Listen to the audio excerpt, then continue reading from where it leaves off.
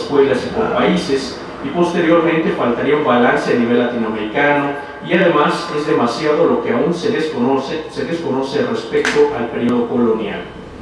Pese a que algunos o muchos de estos rubros se llegaran a investigar, ayudando a esclarecer un poco el problema monumental de los orígenes de la música latinoamericana, continuará siendo aún un gran enigma para los investigadores de la música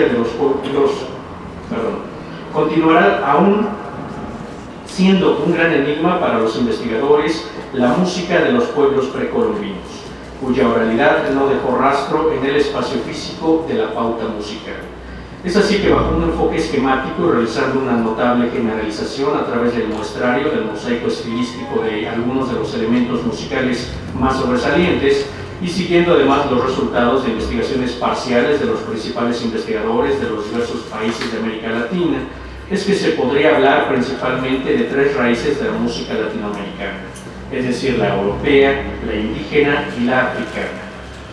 El proceso cultural en general y el artístico musical en especial comenzaron en Latinoamérica como un trasplante rezagado del existente en Europa. Hasta llegar a los albores del siglo XX, las corrientes culturales y artísticas marchaban en forma casi paralela en el viejo y en el nuevo continente. La escisión se produjo simultáneamente con la Primera Guerra Mundial. La crisis y el divorcio cultural continúan acentuándose a medida que transcurre el siglo, hasta llegar al momento actual en que Latinoamérica aparece convertida en un verdadero mosaico de tendencias, con un ritmo propio, distinto al del resto del mundo de cultura occidental europea. Esto no es lo grave, sino el desconcierto reinante acerca de lo que verdaderamente se debe expresar con cada una de esas tendencias. Al compositor no le queda otro camino que la adopción de las estructuras y técnicas de la cultura a la que pertenece, que es la occidental europea, fruto todas ellas de una larga elaboración.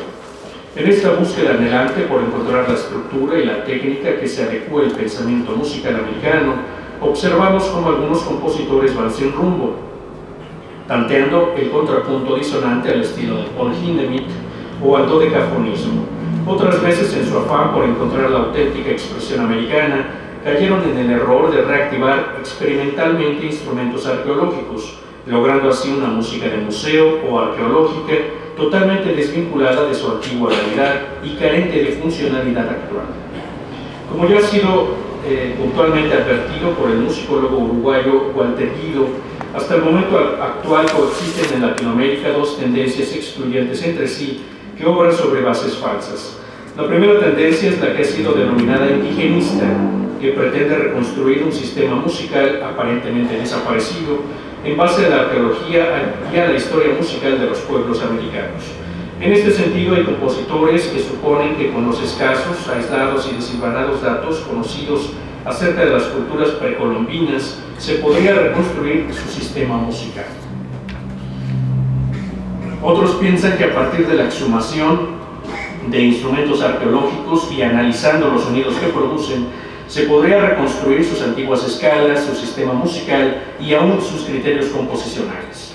Esto conforma un lamentable error técnico e histórico ya superado por quienes estudiaron las culturas musicales antiguas con problemas similares, como la asiria, caldea, egipcia y griega, entre otras. La segunda gran tendencia centra sus miras en la cultura occidental europea, desdeñando todo aquello que huela americano, por considerarlo sinónimo de inculto, atrasado o torpe. Quienes así piensan no deberían perder de vista que Latinoamérica es en parte un producto histórico-geográfico con raíces europeas, pero por otro lado hace más de 100 años que los pueblos de estas tierras comenzaron a expresarse y crear sobre un fondo cultural indígena.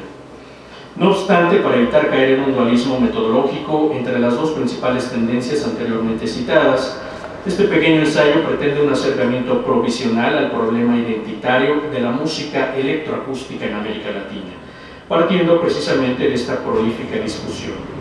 Para ello debemos empezar por clarificar que el siglo XX musical se caracteriza por el redescubrimiento del sonido, tomado como materia prima de la música y que puede ser manipulado libremente por el compositor.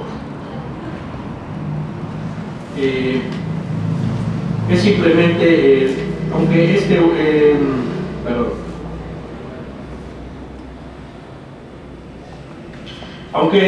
último, es decir, el compositor, ya debe alejarse de toda connotación mitificante y elitizante de este término. Debemos dejar bien claro que compositor es simplemente aquel que utiliza el sonido como su medio de expresión. Este redescubrimiento del sonido individual o en bloques, hecho a través de la manipulación de cualquier fuente productora y de una reeducación auditiva, fue inicialmente una especie de juego, pues no había sido establecido aún el código de estructuración que transformaría la experiencia aislada de sonidos en música. Recordemos la necesidad de restituirle a la actividad musical una de sus características fundamentales, es decir, su carácter lúdico. No deja de haber una razón en el hecho de que el término usado para definir la actividad musical sea en muchos idiomas jugar. Esta experiencia musical de contacto directo con el sonido y el juego con todas sus posibilidades es la base de algunas de las tendencias principales de la música actual. Ha sido practicada desde los años 20 por compositores de la talla de Edgar Varese y por el genial John Cage, y está en el origen último de las técnicas de la música electroacústica. Bajo este enfoque es importante dejar claro que la música contemporánea Yo creo que la literatura latinoamericana está, la poesía latinoamericana, perdón, está en un proceso de vinculación, se vincula una con otra, pero México yo lo veo carente de esa posibilidad, a menos de que la gente que escriba poesía se ponga a reflexionar a dónde va, qué se busca con la poesía actual. En algún momento aquí platicaba en la ciudad Hugo Gutiérrez Vega, ¿para qué escribir poesía? Y él dijo algo que me parece fundamental para escribir poesía. Sí, es un medio de comunicación, decir lo que se tiene, pero también es un medio de autoconocimiento que difícilmente tenemos. Yo no sé si en algún momento se logre la unificación poética de Latinoamérica, pero yo estoy en la mejor intención de buscar a través, yo no sé de qué medios, de que la poesía mexicana brinque este bache o se dé cuenta de lo que está pasando. No sé, ya es responsabilidad de la gente que está escribiendo, pero si buscamos los orígenes de esta vinculación poética en Latinoamérica, yo creo que parte hacia 1970, 1980, cuando está reflejándose este sufrimiento por las dictaduras del cono y se busca una necesidad de expresarlas. Comparten el dolor, pero también lo que comparten es la palabra.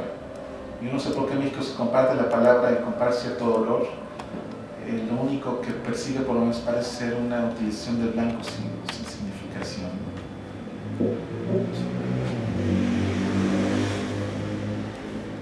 Bueno, agradecemos a todos su participación de este lado y de este. Muchas gracias a todos y los invitamos a que participen en la siguiente actividad, que es la conferencia de la doctora Francesca Gallardo, Feminismo en América Latina. Empezamos a dar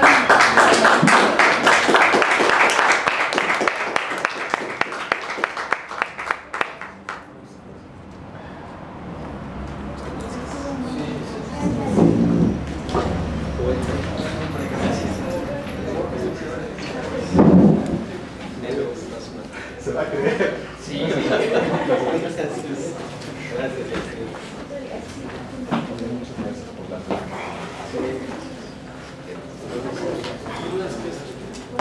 Gracias por organizar esto.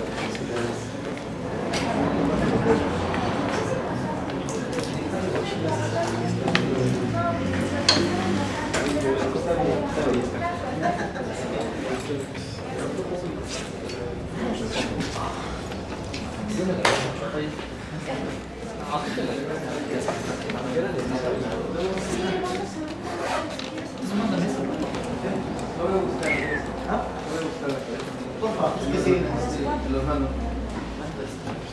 No, muchas gracias.